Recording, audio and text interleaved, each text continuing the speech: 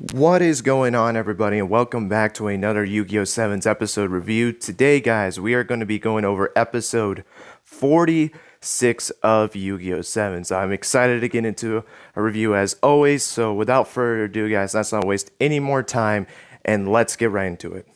So, what were my thoughts on this episode? I will say, for a good majority of this episode, it felt like I was watching a Yu-Gi-Oh! GX episode. I don't know. From the beginning of this duel to, or not just not the duel, but the beginning of this episode to the character that ends up dueling this episode, it really felt like I was watching another Yu-Gi-Oh! GX episode.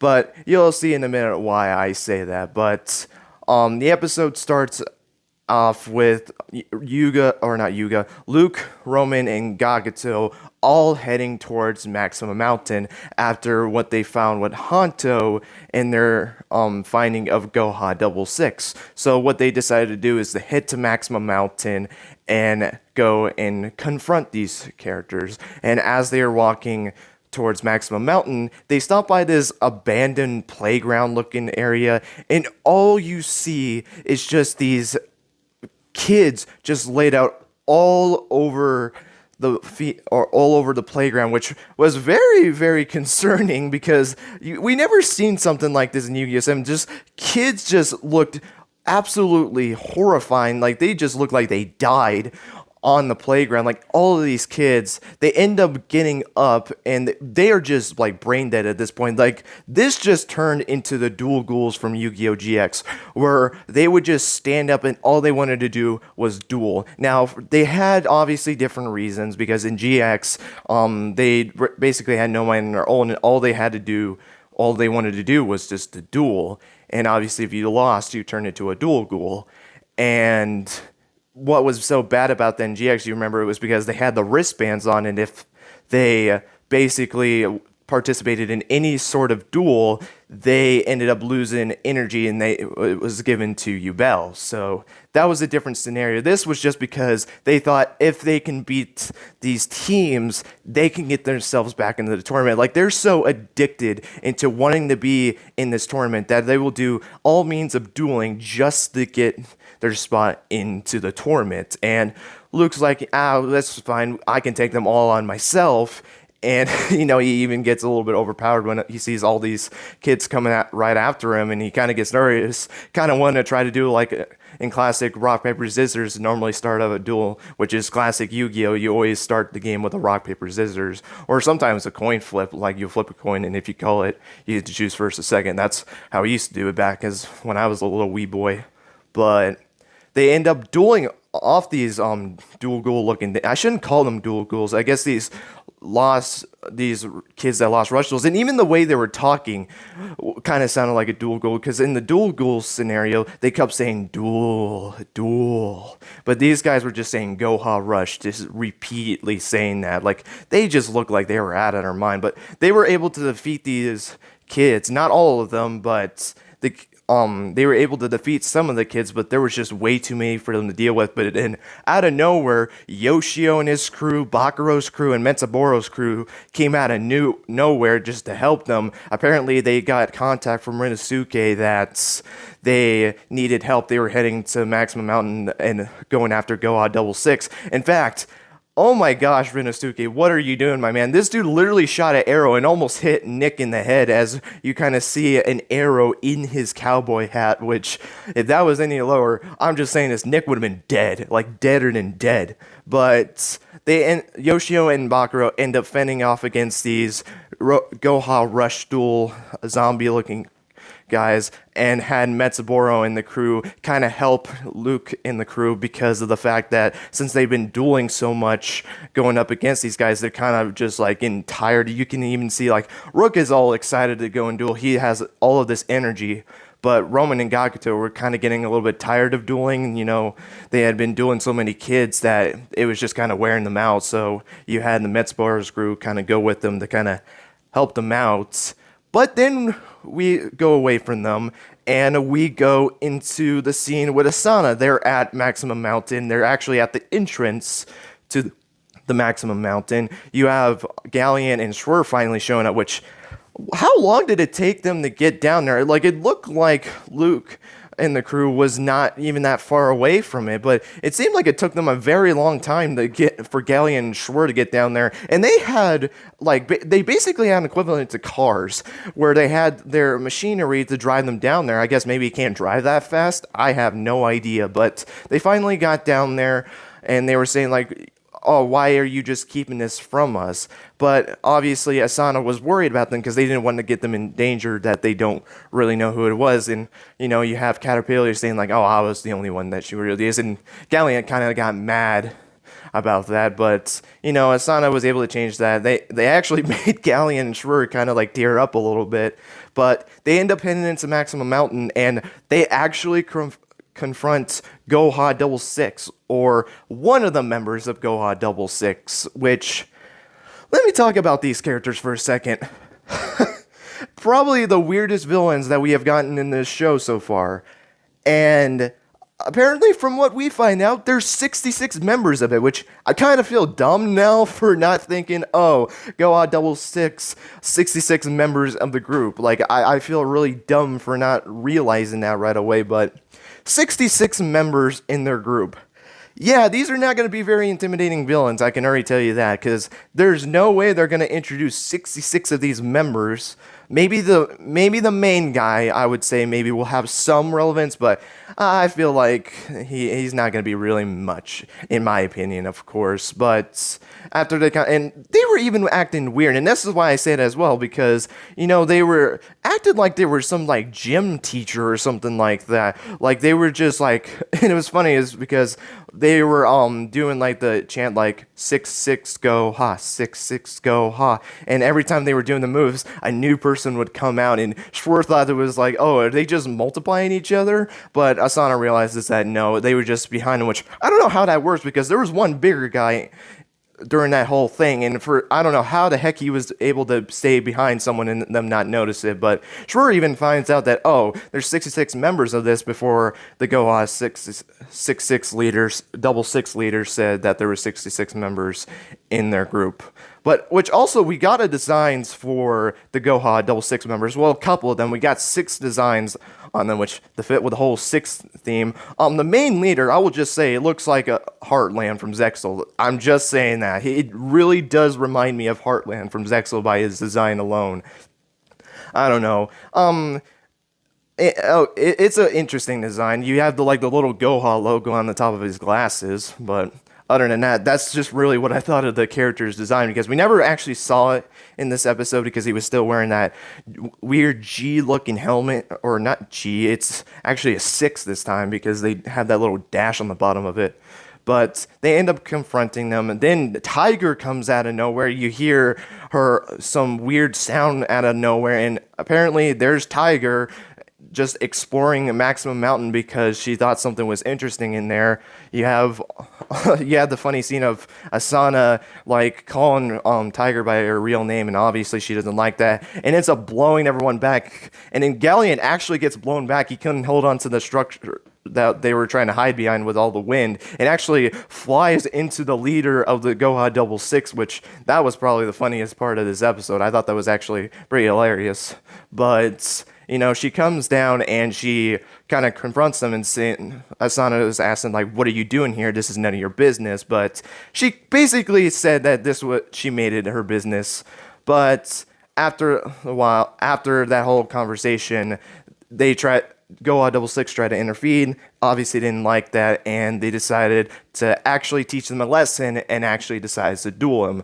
And this is where the interesting thing comes in. So they're all getting ready to duel, and this was an interesting thing with Asana and Tiger's dialogue, as before that duel happened, when they all set up their duel discs, the last thing that Tiger said, when she said Asana's name, she called her Asachi. While then in the same scene, you had Asana calling Tiger, I couldn't remember her first name, I do apologize, Haruchi.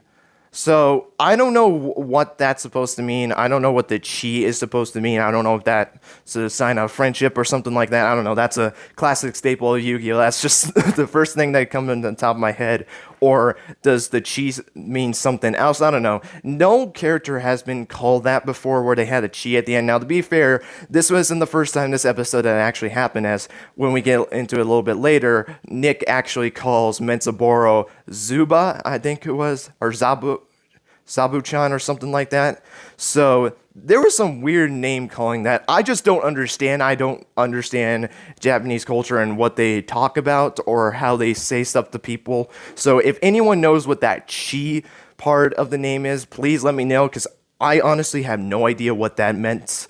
But you had them all set up for the duel. They obviously don't show the duel, as they actually go back to Luke and the crew, and they were just still continuing on their way to Maximum Mountain. Roman actually kind of gets a little bit hungry, probably from all the dueling that she's been doing, and Rook kind of shoves that off, and he ends up getting hungry as well. You can kind of hear his stomach growling, and as they continue to walk, they find this big old structure, this old ancient looking structure that looked like it came out of a Willy Wonka in the Chocolate Factory kind of movie. And all Luke decides to do is just runs into the thing and just starts eating at that. And Gakuto kind of gets concerned about this, which they were kind of concerned at the beginning because they didn't know why there was a big structure like this out in the middle of nowhere. But Luke obviously doesn't care. He just runs and just slams himself into it. Luke kind of gets, or Gakuto kind of gets concerned. And Luke actually starts eating the thing. Apparently this thing is actually made out of candy. Well, it's actually made out of cake. And, you know, Roman kind of lost it. She's hungry. And she ends up joining Luke and just eating this old big structure. And I kind of felt Gakuto, he had to be so embarrassed around this. I mean, he had to watch his teammates literally just jump into a building that could have been made out of anything that was not actually edible and actually chewy. But now he has to watch his teammates eat this big old structure. You gotta feel bad for the kid, but as they're chowing down on the big old structure, you have Kakako appearing out of nowhere. She was above the structure and ends up flying down and confronting the group. And Metsuboro starts to act a little bit weird about this, actually going up to Kakako and starts looking around her. And then you hear him say, please say beep, beep, like beep, boop, beep, boop, beep, something like that. And she does it, obviously, in confusion. And Metsuboro just starts freaking out. He thinks that this is Sorako, the character that he dueled back in episode, I believe it was 21. He ended up dueling this character, and actually, there was some kind of relationship between the two that we ended up seeing, so that was pretty interesting there, and he thought this was. And this is where something was interesting. And I'll say why. Obviously, she denies that she is not Sorako. She is Sweets Kakako. However, and I actually wrote this down word for word, this is what she said during that part of the scene. I don't know about any Sorako or Chikako. Kako, obviously her thing is to say Kako. She mentioned Chikako. Not once in this entire episode did that name get bringed up at all. Now, this could be to the viewers for the fact that maybe some people were thinking that, oh, maybe this is Chikako. But if they said that she wasn't Sorako, probably people would assume that she wasn't Chikako, that they were different people, like how Chikako wasn't Sorako when she was talking to Sebastian. But in the terms of the story, there was no reason why she needed to mention Chikako when no one else even mentioned that name. I mean, Sebastian was not there, and he was the only one in Kaizo, which Kaizo has not appeared once since episode, I want to say it was 41. It was the last time we saw Kaizo in anything, which is weird, actually, not seeing Kaizo. I mean, me personally, I don't mind it. I never really was a big fan of Kaizo, but, you actually kind of notice that he wasn't there, or he hasn't been there, which is kind of weird. I mean, that's showing that's a good thing. If you're noticing that characters are gone, that shows that there's been good writing there, because, you actually are thinking about other characters, but obviously she denies this, which was very weird. There is something else going on that Sweets Kakako is not telling us, because there's no reason that she needed to mention Chikako, but whatever. Maybe it was just because of the fact that maybe the viewers thought that it could be Chikako. Who really knows? But let me know what your guys' thoughts on that. That was just one of the most interesting things. Probably the second most interesting thing, because there was no reason for that. But obviously, Menzaburo cannot believe this. Yagi ends up going up to him and kind of confronting him, and he's all depressed by this. And obviously, she says, because of my master Goha double six, I need to stop you from going any further to go to Maximum Mountain. They find out that she does work for Goha double six, and Gakuto then goes and challenge Kakaku to a duel, but obviously Sushiko tells him not to do it because he's all tired, and she even volunteers to do it. But out of nowhere, just like the country west, you have Nick coming out of where he was talking to Metsuboro, flips his hat up and says, I'm going to be the one to duel you. You hurt my best friend's feelings, so I'm going to duel you.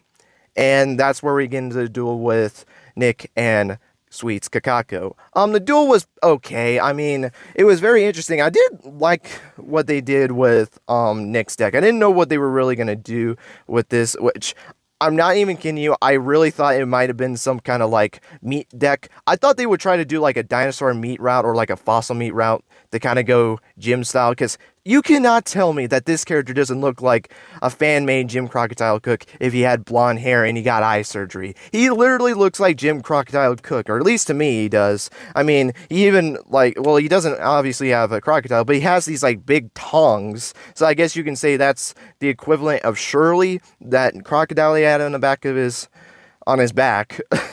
But now he has tongs. I guess we can call it a different name, I guess. Let me know your guys' names for these tongs. And yes, I'm dead serious about this. Give a name for these tongs.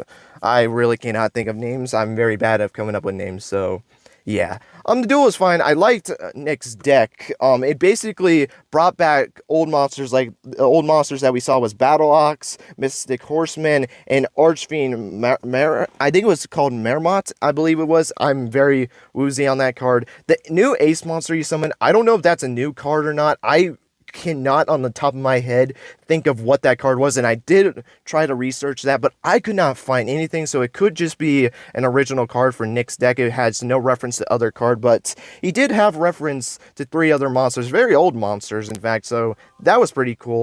Then you have Sweets kind of playing this like food sweets kind of deck, which I guess this is now the Rush Duel equivalent, or the Rush Duel version of Madolche, I guess. I mean, Madolche is the only sweet deck that I can think of, so maybe that makes sense. But she plays this, like, gingerbread kind of deck. She summons Gingerbread Man. Her ace monster is literally a gingerbread house, which was pretty cool. But other than that, I think the only other noticeable thing is that Nick actually falls for Kakaku. Literally, we went the Metsuboro-Sorako route with this, where Metsuboro had feelings for Sorako. You could kind of see that during the duel, and I guess the difference between that, because the duels were very similar, the only difference is that Metsuboro had conflict in wanting to continue the duel, because if he continued to duel, he might hurt Sorako, where Nick just got fired up by this when he got low on life points, as stated by Sushiko, that this was just his style of dueling. And his style of dueling is pretty interesting that we haven't seen in 7 so far, where his whole goal is to make monsters gain a whole bunch of attack points. That way, when he gets his ace monster and he's able to load his graveyard with fire monsters, he can use its effect to basically nuke the board with all 2,500 or higher attack point monsters, which, because of his field spell, I think it was like Wild Kitchen, which, I don't know. This episode felt like a Hell's Kitchen kind of sort of thing. I don't know, but he basically activated that field spell to keep her monsters, keep gaining attack points. That way he can do one big blow.